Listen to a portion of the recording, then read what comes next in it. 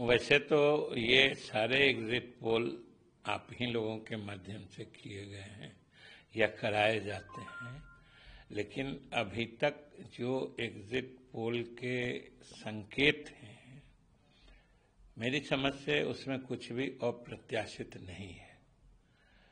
बल्कि हम लोग तो इससे भी अगर अच्छी स्थिति एनडीए के पक्ष में दिखती है या बनती है पूरी मतगणना हो जाने के बाद, तो वह भी कोई बहुत आश्चर्यजनक नहीं होगा।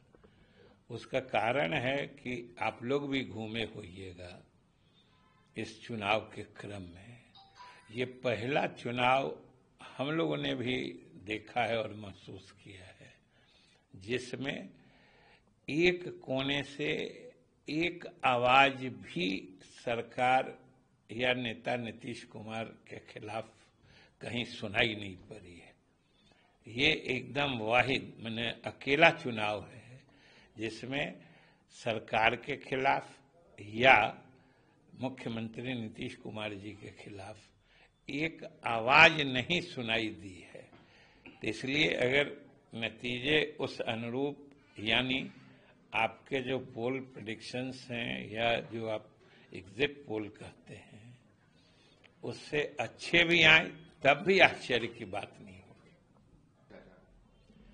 देखिए, स्वाभाविक रूप से जनता दल यू के कार्यकर्ता और नेता सभी उत्साहित हैं और उत्साहित रहने का सबसे बड़ा कारण ये है कि आज यह साबित हो गया है कि नीतीश कुमार इस देश के अकेले मुख्यमंत्री हैं।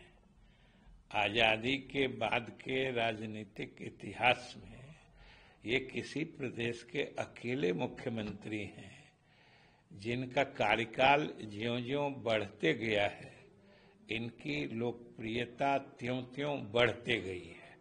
और यह स्पष्ट प्रमाण है कि आज नीतीश कुमार जी जितने लोकप्रिय वो 2005 और 10 में थे उससे भी अधिक लोकप्रिय है।